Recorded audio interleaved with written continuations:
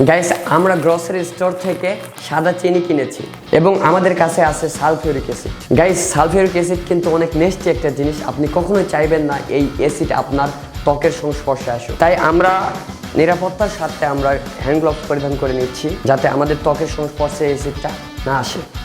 তো গাইস, আমাদের কাছে রয়েছে সাদা চিনি এবং রয়েছে সালফিউরিক অ্যাসিড। আমরা এই চিনির সাথে সালফিউরিক অ্যাসিড মিশিয়ে এক্সপেরিমেন্ট করে দেখব কি হতে পারে। আমরা এক্সপেরিমেন্ট করার জন্য সাদা একটা গ্লাস পেয়েছি পানি খাওয়ার। তো আমরা এইটার মাঝ বরাবর এই সাদা চিনি ঢেলে নিব।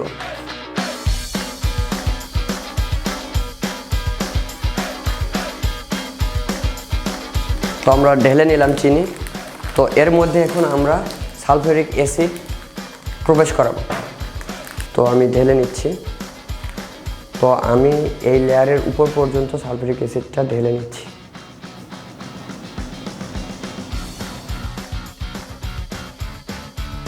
একটা গ্লাসের রড ব্যবহার করে আমি এই চিনি আর অ্যাসিডটাকে মিক্স করব এখন।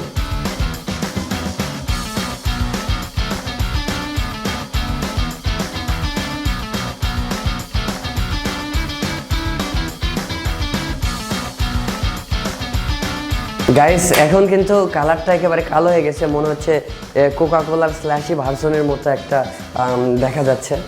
গ্লাসটা কিন্তু অলরেডি গরম হতে শুরু করেছে এবং দেখতে পাচ্ছেন উপরের দিকে কি যেন উঠতেছে, চিনিগুলো কিন্তু উপরের দিকে আসতেছে। গাইস,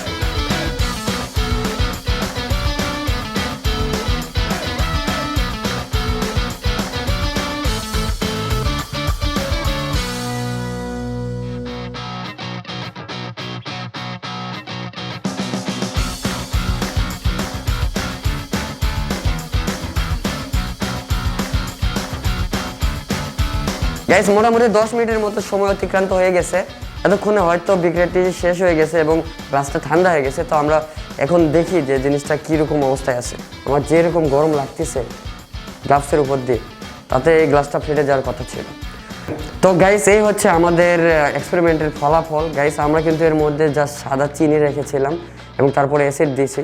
তো দেখে চিনির কি অবস্থা, দেখে মনে হচ্ছে এটা কোনো অগ্নিগিরি থেকে নির্গত কোনো লাভা, কিন্তু লাভাগুলো শক্ত হয়ে যায়। এটা মনে হচ্ছে যে ভঙ্গুর অবস্থায় আছে। আমরা টাচ করে দেখি কি অবস্থা।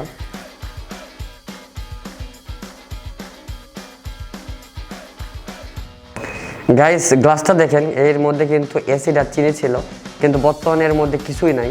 সব কিছু কিন্তু বিক্রিয়ার কারণে কনজিউম হয়ে গেছে এবং এইরকম একটা দলাই পরিণত হয়েছে। তো আমরা এখন এটা ভেঙে দেখি এর ভিতরে কি অবস্থা।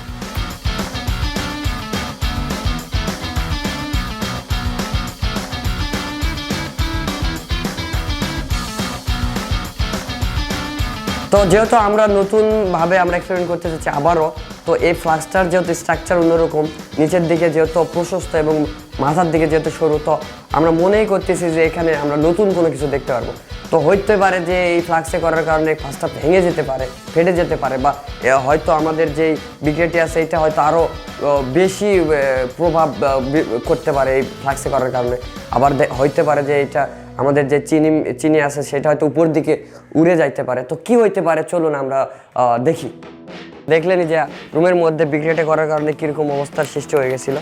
তো এই কারণে আমরা বাইরে চলে আসলাম। তো একইভাবে আমরা আবারও এই ফ্লাস্কের মধ্যে চিনি প্রবেশ করে নিচ্ছি। তো গাইস, আগের মতো আবারও কিন্তু আমরা চিনি নিয়েছি। আগের বারে শুধু গ্লাস ছিল আর এবারে শুধু ফ্লাস্ক নিয়ে নিয়েছি। তো আমরা অ্যাসিডটা এখন প্রবেশ করাবো।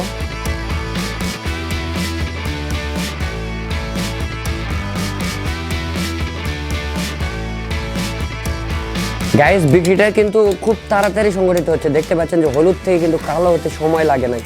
তো আমাদেরকে খুব দ্রুত মিক্স করতে হবে কারণ বিক্রিয়াটা খুব দ্রুতই হচ্ছে। তো মোটামুটি আমাদের চিনি এবং অ্যাসিড ভালোভাবে মিক্স হয়েছে। এখন আমাদের সবচেয়ে ভালো হয় যে আমরা এটাকে এখানে রেখে একটু দূরে সরে যাই, কারণ যে এখান থেকে যেই গ্যাসটা নির্গত হচ্ছে এটা খুবই মারাত্মক একটা গ্যাস, চোখ জ্বালা পোড়া করে এবং শ্বাসকষ্ট হয়।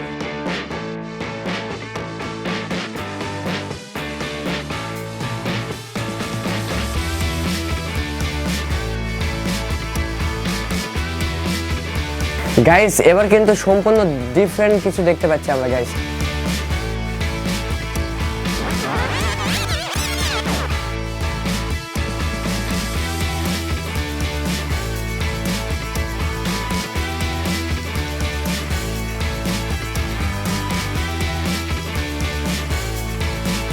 অ্যাজ উই এক্সপেক্টেড গাইস যে আগের এক্সপেরিমেন্ট থেকে এক্সপেরিমেন্টটা ডিফারেন্ট হবে এবং আসলে হইলেও তাই। আপনারা দেখতে পাইলেন যে আগের বারে কার্বনগুলো কীরকম সাপের মতো গ্লাস থেকে বের হয়ে আসতেছিল, কিন্তু এবার কিন্তু অগ্নিগিরির লাভার মতো এই যে কার্বনগুলো বের হয়ে আসলো এবং যে গ্যাসগুলো বের হলো এটা কিন্তু আগের থেকে অনেক বেশি পরিমাণে নির্গত হলো।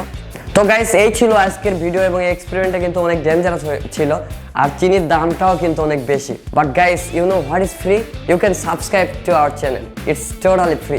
আগামীতে আমরা এর থেকেও ডেঞ্জারাস কোনো এক্সপেরিমেন্ট নিয়ে হাজির হব, সে পর্যন্ত আমাদের চ্যানেলের সাথেই থাকবেন। Good bye.